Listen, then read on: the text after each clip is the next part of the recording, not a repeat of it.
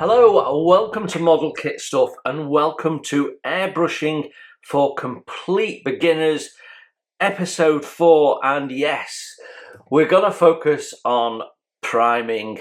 I can already feel people's heart rate starting to increase. This is the area that most people struggle with more than anything, and I know people that use an airbrush but prime with a paintbrush, and I'm going to tell you something now. If you can master priming with your airbrush, then painting is so much easier than priming. You've mastered your airbrush. That's a fact.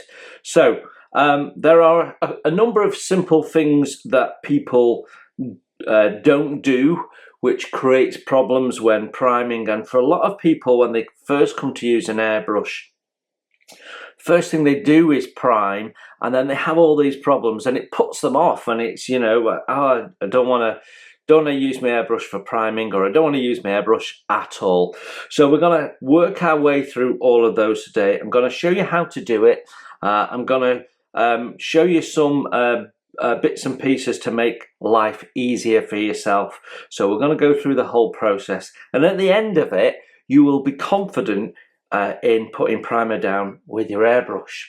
So let's go. So let's deal with the first question that I often see being asked over the years, and that is, do you need to prime? Well, the answer is yes you do, and no you don't, and it depends. So it really does depend. You can get away without priming and you put your paint down and you don't have a problem. What I would say is, if you're using lacquer paints or you're using enamel paints, it's much easier to get away without priming. If you are using acrylic paints, then generally it's better to prime. So the reason is adhesion. One of the functions of primer is to give you better surface adhesion for the subsequent paint layers. So that is one of the reasons that you prime a model. There's 3 main reasons for priming your model. So we just discussed one of them, better paint adhesion.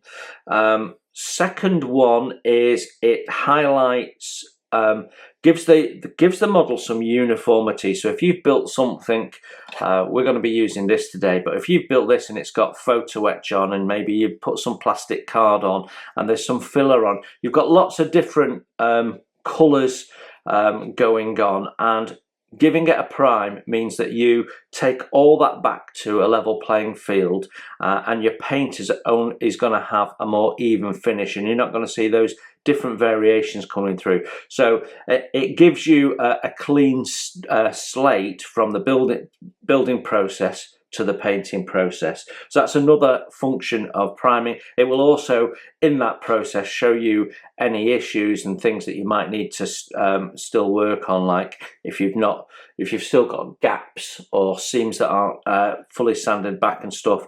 Primer will highlight all of that to you. So that's the second reason. And the third reason, and probably the reason that people think about the least and do the least, is it starts your painting process.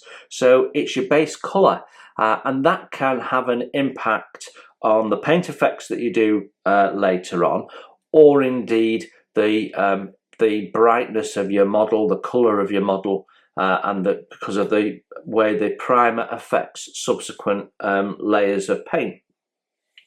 And I think that probably gets thought about least. And there's been a fashion recently for black basting, and that ignores that last stage to a certain extent, and I'll explain that in a second. And there's been an increase in people doing pre-shading, and you can certainly do that with primer, and select your primer to allow you to do that, and all that sort of stuff. So if you're gonna black base, then you're gonna have much darker layers of paint going on. Now some people use it to do an effect where you have an unevenness in the paint, which actually isn't realistic but can give you some artistic license to depict worn surfaces or aged surfaces, and it can be helpful. It's a way of doing post shading before you do your painting, which sounds odd, but it is. So how you do it is you put your primer down, and then how you put your subsequent layers of paint on and build that up allows you to put that sort of pre-shading area in.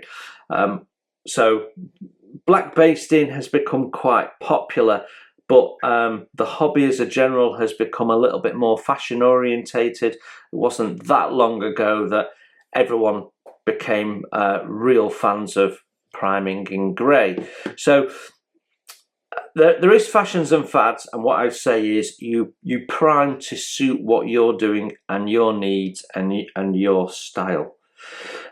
Pre-shading, that is putting darker amounts of primer down in certain areas, heavier amounts of colour, so that you can influence the subsequent layers of paint that you go on top. Now they're sort of advanced or medium to advanced techniques. What we're going to deal with today is the basic principles of putting primer down, because this is a beginner's course, complete novices course.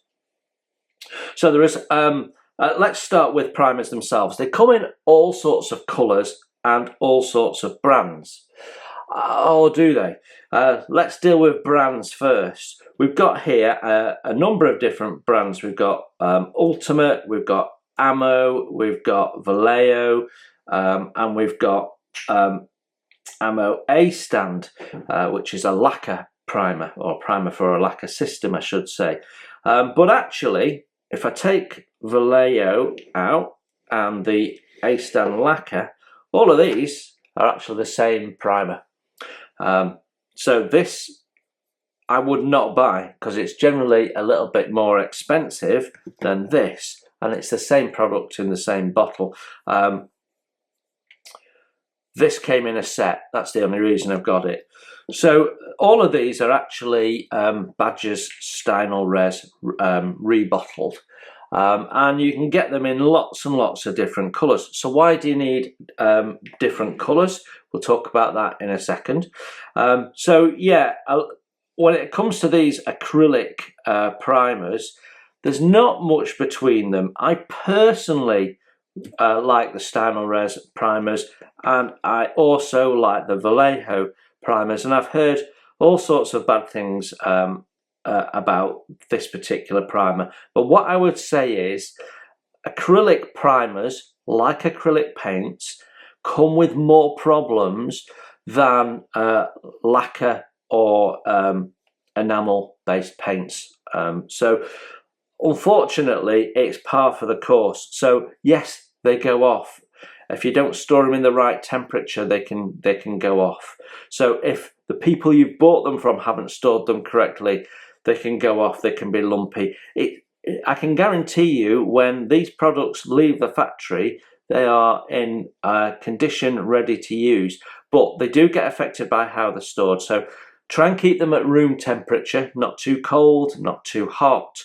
And I try and store them on my side. So some of them I keep upright just because of space, but if you've got space to store them on the side, that keeps the liquid in the nozzle and stops things drying out, and that can be helpful too.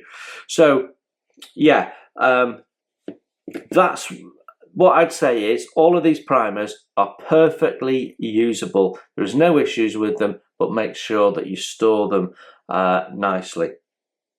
Okay, so why have we got different colours? Well, it goes back to what I was saying about your primer. The third reason for your primer is to influence what's going to happen on the rest of your painting stages. So, for example, this primer here, which is red-brown, I like to use this on German military vehicles because it's a fairly good match to the actual primer that German military vehicles have. So in my mind, what I'm doing is I'm putting that down in the same way that it was done originally. So subsequent layers of paint, the base yellow that is used largely for German vehicles throughout the war, or even the blue-grey colour used in earlier years of the war, that the behaviour of that paint colour is going to be very similar to how it was in real life because we've used the same primer.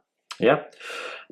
We have black primer because that's useful for darkening, and I have a pink primer here, and I find that quite useful for things like doing the hulls, anti-fouling red on hulls, but it's also quite good for things like larger figures, for flesh tones and things like that. It's quite good for that. Grey, that's my go-to for most jobs. I like grey because it shows up detail well, and it mats everything down. So that's my standard colour that I use most of the time. And then I have white, and most people hate using white primers. I'll explain why in a minute.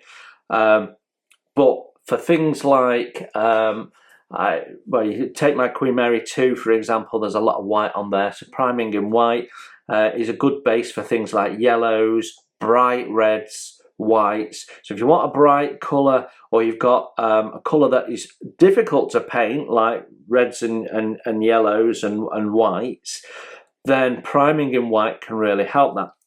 There is an issue with some of these colours, and that is the size of the pigment, and white is probably the worst. Pigment size tends to be bigger in white than certainly the greys and the blacks, and so getting it through your airbrush is a bit trickier than some of the other colours, and that's why people don't like using them. Because they have problems priming in white. Well, no, they don't. They don't have problems with white primer. They have problems with the way they're using the white primer. So that's what we're going to deal with through today. I have these primers here, and these are lacquer primers, and I've never used them. I'm going to be using them on a project soon, so I can't talk with too much authority on them, but they are pre-thinned and ready to go through your airbrush, which brings me nicely to the next thing I'm going to say about primers. So regardless of what it says on the back, and I'm going to read you here, no thinning needed. Regardless of what it says, let's see what it says on this one.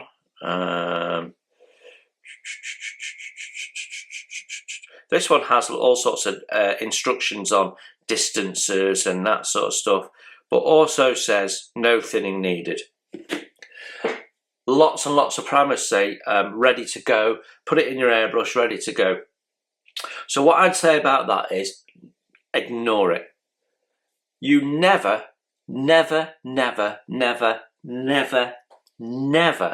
put primer through your airbrush without thinning it, ever. If you put primer through without thinning it, that is the start of all the problems that puts people off, because it's just too thick. Yeah, you should always thin it, and it's just like thinning paint. You use thinner, but also I also like to use some flow improver. So for Vallejo, for example, I will thin that roughly, and this is the same ratio for all acrylic thinners, all the primers, sorry, is roughly you want 1 drop of thinner to 3 drops of primer. So about 25% thinning, roughly. Now it depends on atmospheric conditions. If it's humid and you're much more likely to have the primer drying in your airbrush more quickly, or drying as you're laying it on the model more quickly, then you might want to up the amount of thinners. Yeah, I always put airbrush flow improver in. So what I tend to do is, if I'm going to be doing a big session, I'll be making up a mix of flow improver and thinner, which I can use as a thinner for my airbrush before I start mixing primer with it. So I'll make a thinner base, if you like, and roughly I'm putting in around about 25% airbrush flow improver to thinner.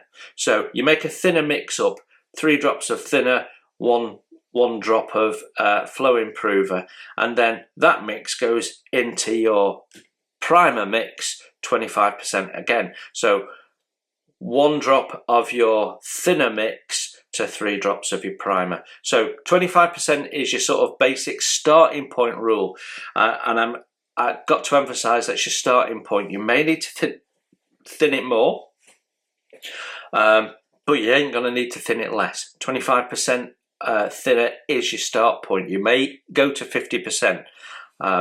Doesn't really matter, because putting primer down is the same as putting paint down. You do it in layers and you build it up. So that's another mistake that people make. They think you've got to put big thick layers down because it's primer.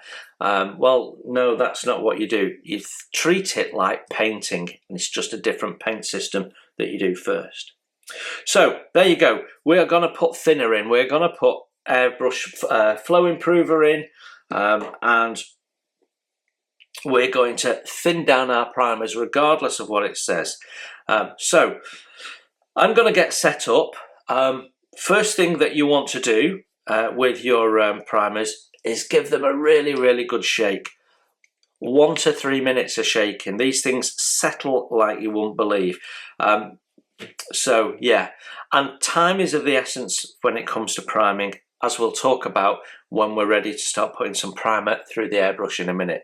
So I'm going to go and set up. The setup process means getting your products to hand, your primer, getting your thinners to hand, and also getting your cleaners to hand. So depending on your system, you're going to want the appropriate cleaner. So whether that's for enamels, or for lacquers,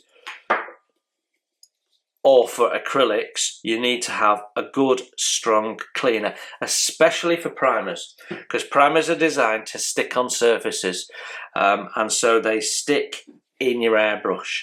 So time is of the essence when we come to priming, and getting everything set up, your paint pot set up, getting your cleaning stuff set up, your cleaning brushes to hand, is really important. Now, in the last episode I showed you how to clean an airbrush, how to clean in between flushes, and dropping this into some water. We do exactly the same, so I'm not going to go over that again. That was in the last video. If you missed it, go and catch it in how to set up your airbrush. What we're going to focus on is the process of putting primer down. So also in that setup is setting up your compressor, and I've set mine up at around about 30. So 30 psi for priming is a good start point. Your airbrush needs to have a decent needle in it, at a minimum 0.4 needle. I'm going to be using a 0.5, that's my preference.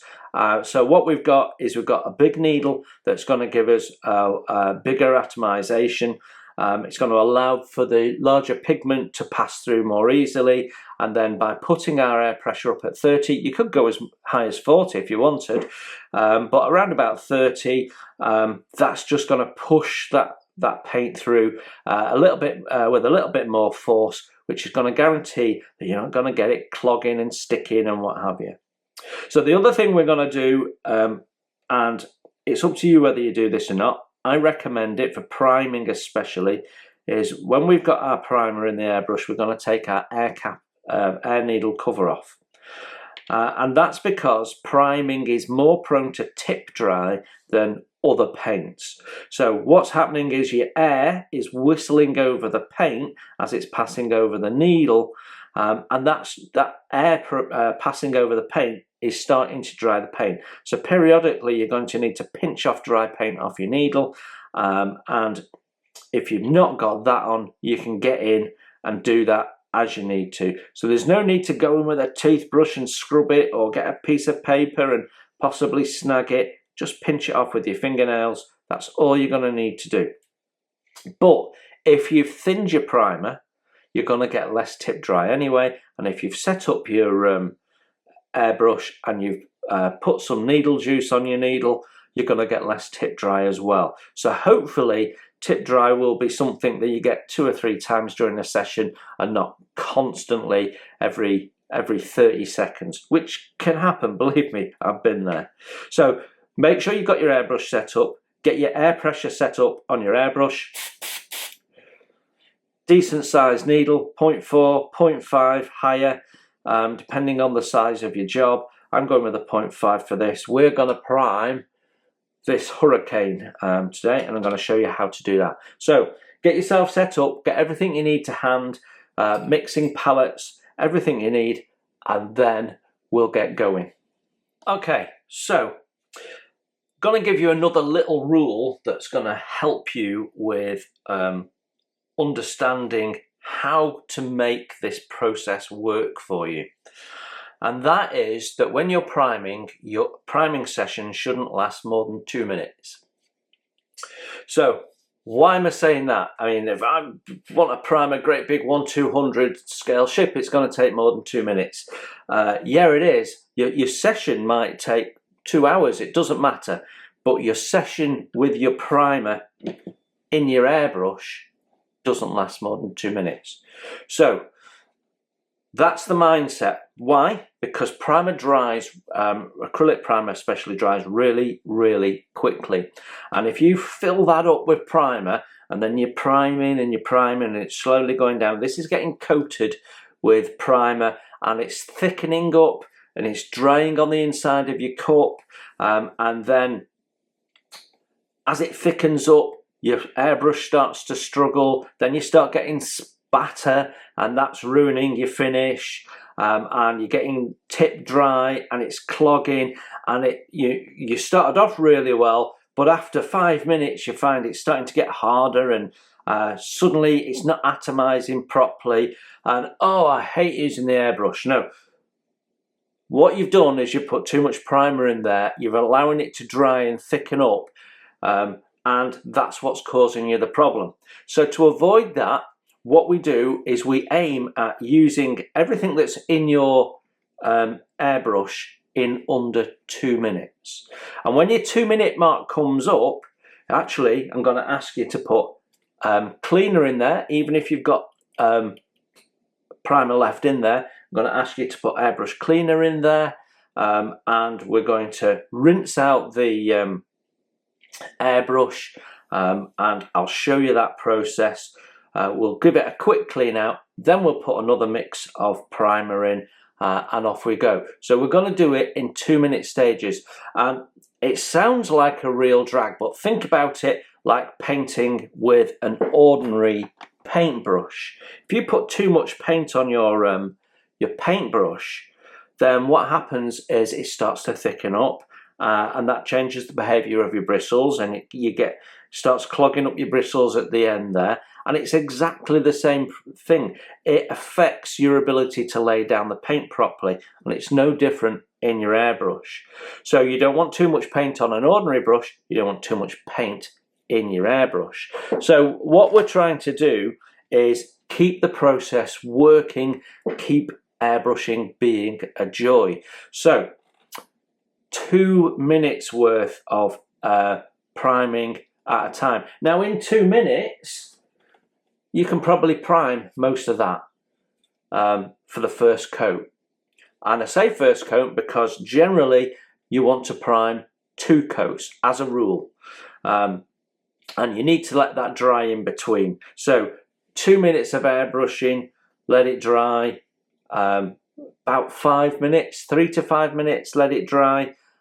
Then another airbrushing session, get another coat of primer down, and you're done. So in theory, from mixing, if mixing takes a couple of minutes, your priming session takes a couple of minutes, cleaning takes 2 to 5 minutes, so you're doing 2 coats. Within 15-20 minutes you should have been able to prime everything and have your airbrush clean and the job done, and enjoyed it.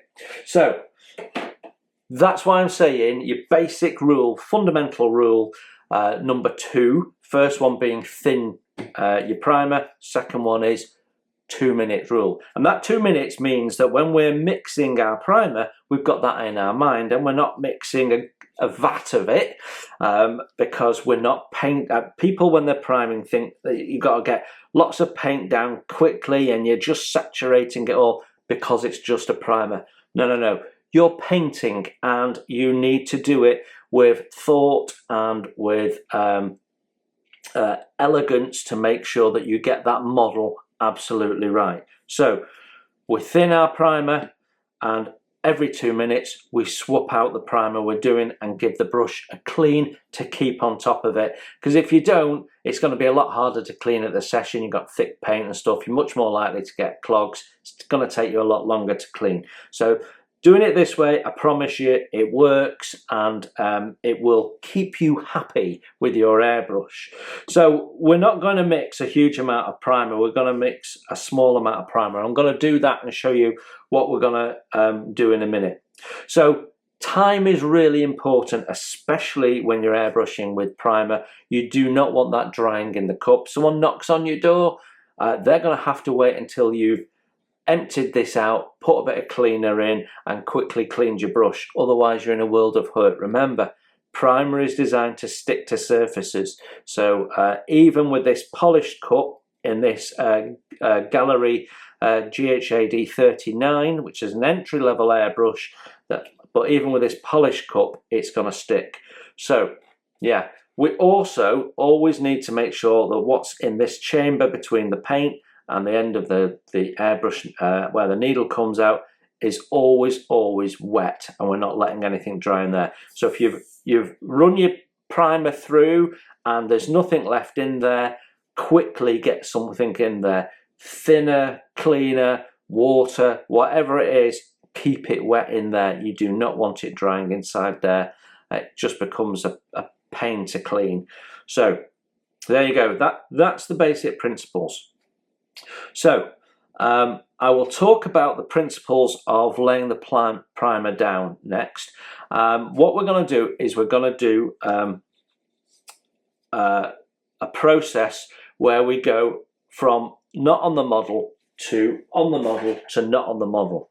So we're going to start at this point here, and we're going to pass over, and then we're going to stop here. Why we're doing that? Because if you stop on the model like there, you get a thick point, and then when you pass over it again, you've made that even thicker. So it's going to make your paint look blotchy. So what we want to do, if I get some masking tape, I'll show you, we want to put it down in little layers. So we do a pass, and that puts down, imagine that tape is the paint.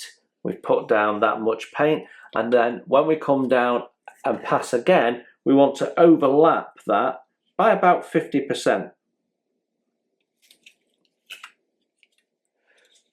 So we're putting a layer down, then we're going over it, and the bottom part has 2 layers. Then we go over that 50%, so that's 2 layers. So you're getting your 2 layers thick. Then we're going to let it dry 5 minutes. Then we're going to do the same process again, and that will give us an even saturation of primer, like you can see pretty much on the wing here. So yeah, that's how we're going to do it. That's the basic principle. Right, enough talk, let's do this. So we're going to start, I always shake bottles even if they don't need shaking, it's just a habit. I'm going to start with 1 drop of flow improver, and 1, 2, 3 drops of thinner. So that's my 25% mix ratio for my thinner. And we need to give this a really good shake for 2 to 3 minutes. Okay, so we are ready to put our primer in. So we've got 4 drops in there, so using our 25% rule, we need to have 12 drops of our black primer. I'm using black purely because it's easy for you guys to see it going down, because there is already some grey primer on here. So it'll just stand out. And the first thing I'm going to do is get any dry primer. These bottles aren't brilliant, but I always get any dry primer out of the way first. So we want 12 drops of this. 1, 2, 3, 4, 5, 6, 7, 8, 9, 10, 11, 12. So I didn't squeeze the bottle there because I didn't want to squirt it. So there you go. And then we're going to give that a mix in the palette there. Now, it might take less than 2 minutes to get through this primer. That's fine. But there you go. Now, let's just do the drop test. That dropped cleanly. So, yeah, it's not too thick. And the speed test goes down quickly. So, that primer is ready to go. So let's get it in our airbrush. I'm going to take it out a little bit so we've got a wider shot. And what we're going to do is I'm going to do a little bit of priming to start with on a bit of cardboard to show you what we're up to. So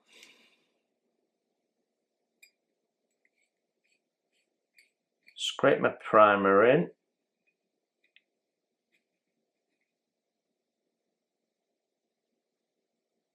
Unload the brush there and we can get that out of the way.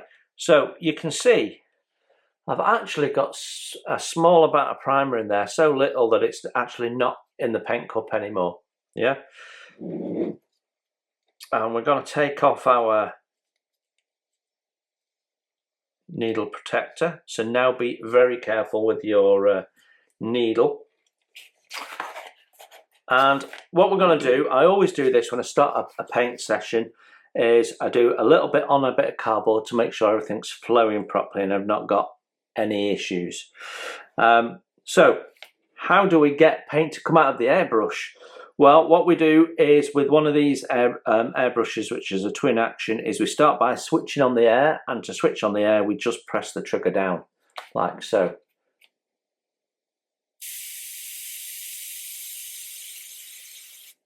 Yeah, so when you want to get paint out, you press down for air and then you pull back to get the paint out. And we're not going to pull back all the way. We're not trying to get, it's not a race to get as much paint down as quickly as possible. We're just going to pull it back until we've got paint coming through. And that's sufficient, that's enough.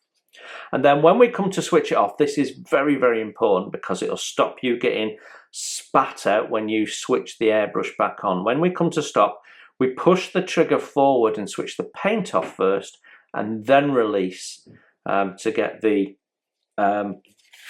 air off. So let me show you that. Air on, pull back till we've got paint, paint off, air off. If you don't do it that way, if you just release the trigger, what happens is you get a little rush of paint, and when you come to switch it on next time, that rush of paint becomes a splat and it can make a mess. So we know it's working nicely and we know that we've got our primer flowing okay. So what we're going to do is we're now going to put some primer down on our model. Like I say, we're going to do sweeps, so air on, and we're going to start off the model and then go past it.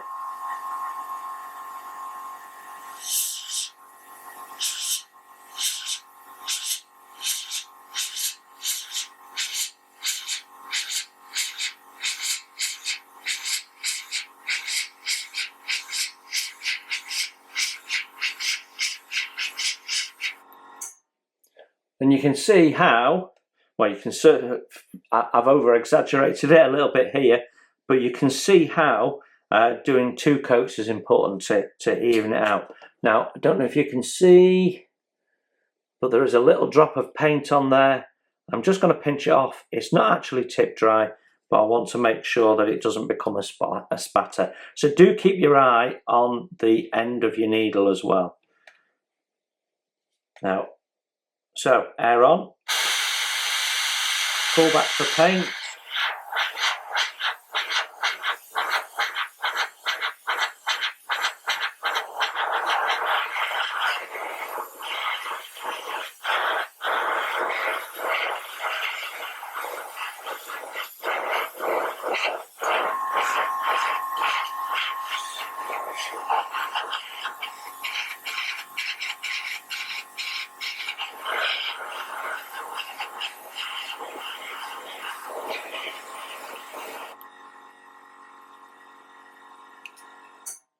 Now you can see here where I stopped and started, we've got a bit of a thickness of paint. We can even that out when we come to do our second coat.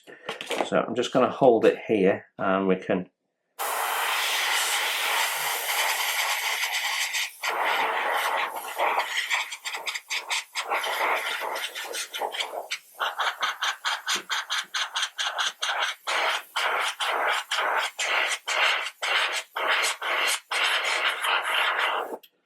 and we're doing little sections at a time. We're building it up like with ordinary painting.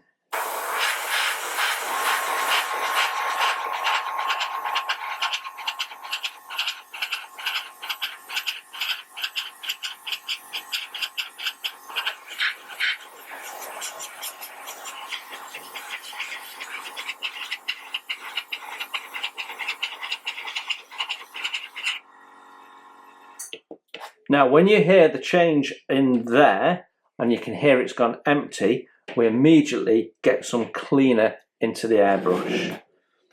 So I'm going to get some cleaner in. I usually have my little dropper bottle to hand and I haven't, so I've broken my own rule there.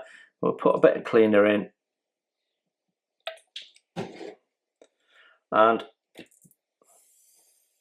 just going to whap it around the paint cup, dissolve any paint. And what am I not going to do? What did I tell you in the last episode? That's right, I am not going to put it through the airbrush. I'm going to empty that out. Then I'm going to put some more cleaner in because I know that's all liquid and I've got no dry spots. And I'm going to push that through the airbrush into my little paint cup here. Right, I've left it with cleaner in there, so I know that's wet. That gives me time to mix some more primer and put some more down. But let's just have a look at what we've managed to do.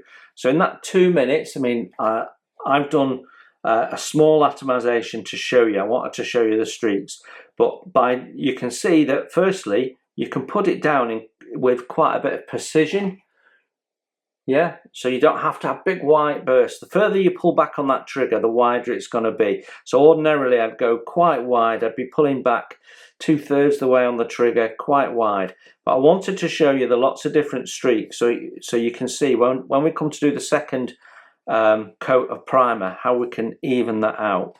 But yeah, you can see that we've gone down, and by passing off and on, it's a very basic technique, it's a beginner's technique, you can see how we've not got any unevenness with big dollops of paint. If you try and paint within the model, you'll get build up of paint at each end and it won't be even. So you can see how that black's gone down. It doesn't look amazing at this stage, but when we do a second coat, it will.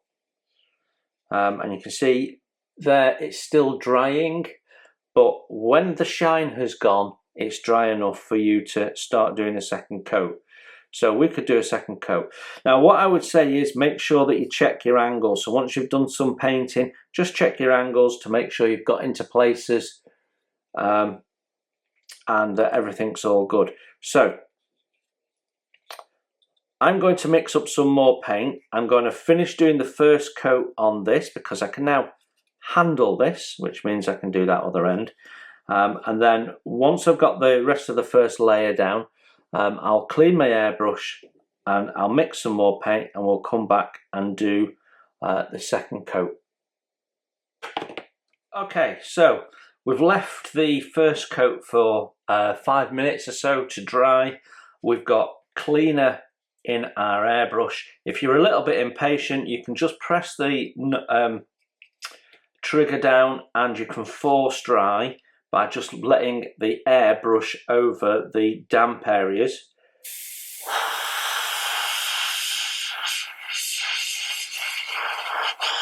And that will force dry, but only do that if you're confident with your finger that you're not going to pull back a little bit and get cleaner going through your brush. Right, we're now going to get rid of that cleaner. So what we're going to do is we're going to tip it out and get rid of the cleaner that's in the airbrush. So when you hear that noise, you know that you're sort of empty. I'm then going to put a couple of drops of just plain tap water in and just flush that out. Now, as soon as we got that noise again, I stopped. So I know there's a little bit of water in there, so we'll have to make sure that we pass that through first. But I want to keep it wet in there. Right, now we can put our primer mix in. This has been, I thinned it just a moment before we put the camera back on. There we go. So this should be enough for our second session. So what we're going to do is we're just going to blow a bit of paint through, and you'll see it's really, really thin, and then it'll start to thicken up, and that's when we're ready to airbrush.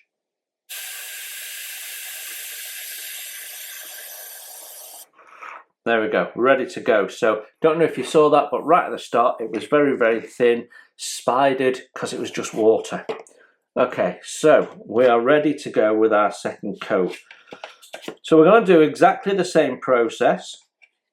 You can go in a different direction if you like, but what we're going to try and do is now get that even. So using the same principle, for if you're a beginner, start off the model and pass over it. Air on, paint on.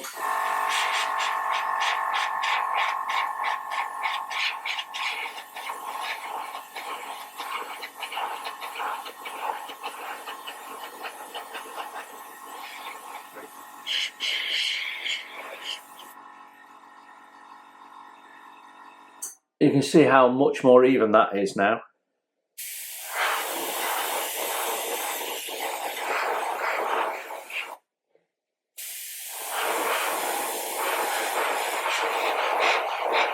And we're just doing a section at a time, nice and easy.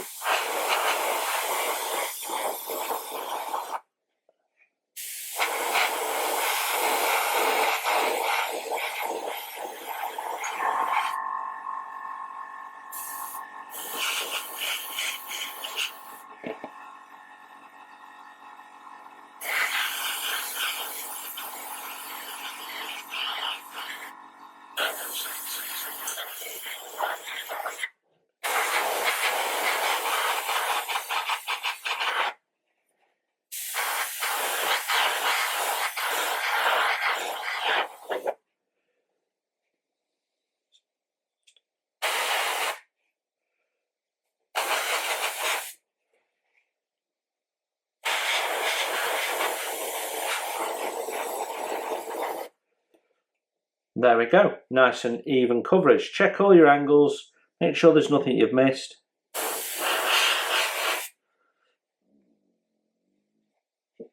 And there you go. Other than that bit of tail that I'm holding, that is now primed. So we've finished our painting session. So what we're going to do is we're going to put some cleaner in the pot again.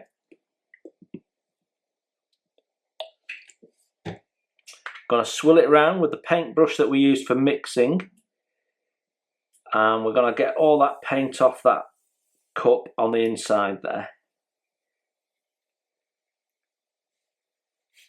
You can see how this dries so quickly, the primer. So you're saving yourself a lot of pain by not putting too much in and doing your sessions quickly. There we go. That is largely clean. Just rubbing it with your brush gets the worst of it off.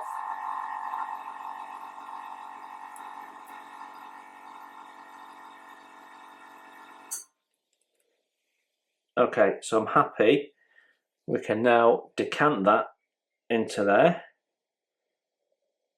Right, so now we're cleaning. So we're going to take that paint cup off. I'm going to put some cleaner in the brush, draw a bit through. Okay, so we've got liquid in there, it's nice and wet. So that means that I can deal with cleaning the paint cup Let's get our model out of the way. We don't want to have any accidents with that. Right, I'm just going to use some tissue paper and we can clean up the outside first and the thread, make sure it's nice and clean, and then get on the inside. There we go. So our paint cup is nice and clean. That was really quick, no problems at all. I can take my rubber glove off now because that was to stop me getting primer paint on my hand, and just go around over the outside, polish that up as good as new. Perfect. Now you see me do this real time, so you know exactly how long this is taking. So we're going to now push some more of that cleaner through the brush so that we can get in this top end. So we haven't put it all the way through, just enough to be able to get in here and clean the thread. There we go, that's nice and clean. So we can put the rest of it through. I'm just going to put a bit of water in and see how black it looks. You can see, if I just zoom you in, you can see that that still looks a little bit grey. So there's still some primer in there. I'm going to put a bit more cleaner in. That's come back a lot more clear this time. So I think we're ready to just clean the needle. So I'll take the back end off. I know you've seen this before, but if we keep doing it, we hammer home the technique. Take the nozzle off, loosen the chucking nut, push that needle through, take it out, and rest that in there with the airline on, not a problem. Just going to take you back out again so there's more of what I'm doing in view. So first thing I'm going to do is I'm just going to wipe forward that black paint off. Okay. Now we're going to put a little drop of airbrush cleaner on our tissue, and we're just going to drag the needle. The back end of the needle should be clean because it's not come in contact with paint ever. And I'm just going to twist it and drag it through.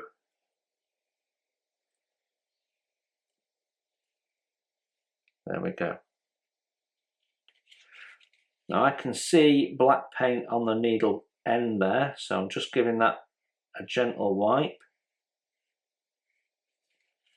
Okay, we never got any tip dry, so that was good. And then I'm just going to drag it into the back of my hand. Yeah, all good. I can't feel any paint, and the point of the needle is not snagging. So that's my needle clean. Okay. Outside piece of my nozzle, I can just give that a wipe over. Make sure that there's no primer on there. If you think there is, that's the time to get your cleaning brushes out.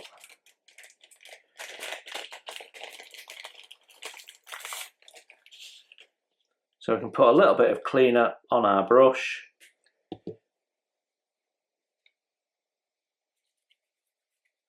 Give it a quick rub over. The cleaner will flash off anyway, but I like to give it a bit of a polish up. And then we need a small brush to get in and clean our nozzle.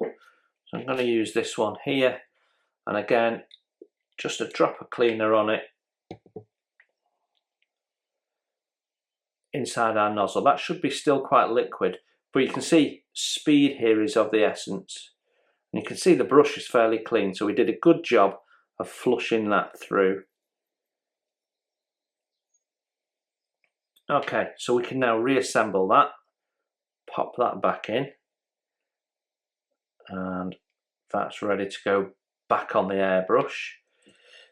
Okay, then we want to get in and clean in there. So I've already got cleaner on here, so we'll just ram that in. You can see that's a lot blacker, so we know that there's a bit of cleaning needed to be done there. So I'm going to get a brush that I can run through. This one here, load it with cleaner, run that through a few times. You'll be able to see the brush come through So you know that you've gone all the way through, and that has some black on it, but it's not too bad. So we know that we're fairly clean in there. I'm just going to wipe it with a tissue. That's going to draw all that cleaner out and dry it out again. I'm going to go back into the paint cup, go right down to the bottom where we saw the brush come through. There we go. Blasting the air through. I'm not getting any paint through, so that's looking fairly clean to me. So I'm going to put the nozzle back on. I'm going to put the needle back in.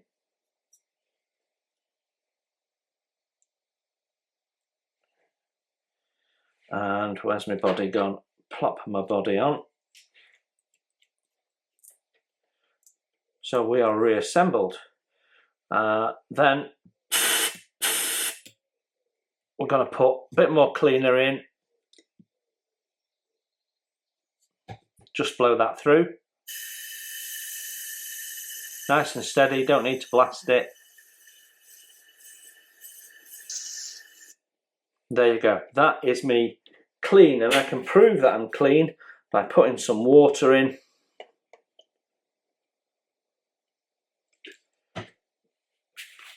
And painting on my checking cardboard. So there's no colour in there at all. So my airbrush is nice and clean, and that took no time at all. Don't forget to clean your palette though. Bit of airbrush cleaner does the job really, really nicely. Give it a swirl around with some tissue.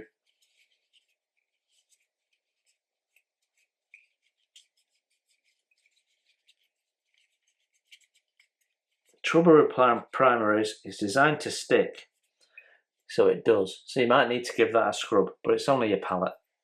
But what this highlights is that letting the primer dry in your airbrush creates a lot of work because it's much more difficult to get off when it's dried.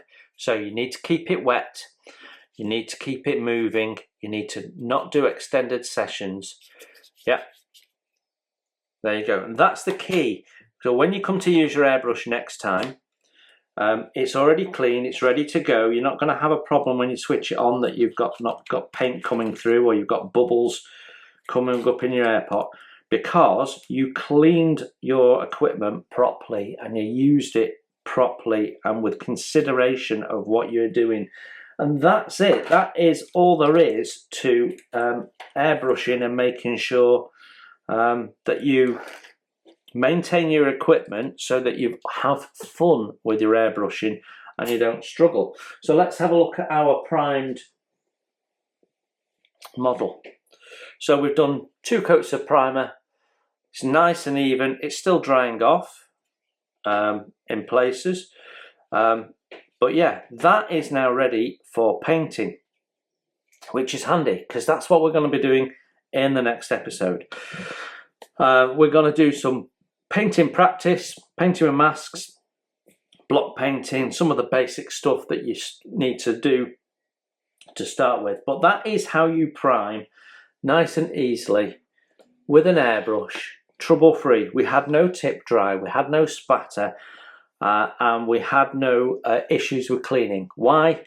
Because number 1, we thinned our primer. Number 2, we kept our session under 2 minutes. Number 3, we didn't let the primer dry in the airbrush or the paint cup, and we cleaned the paintbrush thoroughly at the end. If you do that, you'll never have a problem. So I hope that was useful.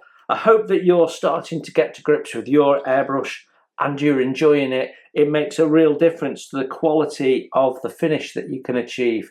So thanks for looking in. You enjoy your modelling, and I'll see you next time on Airbrushing for Complete Beginners. Bye for now. Thanks for watching. Please hit the like button and subscribe if you haven't done so. It's free, and that way you won't miss my first impressions, my tool reviews, my product reviews, and any of my builds. including wooden model kits as well as plastic. It's all free, and if you'd like to support the channel, you can hit my PayPal link in the text below. Every pound goes straight into the channel to keep the cameras rolling and to do more fun stuff for you to watch.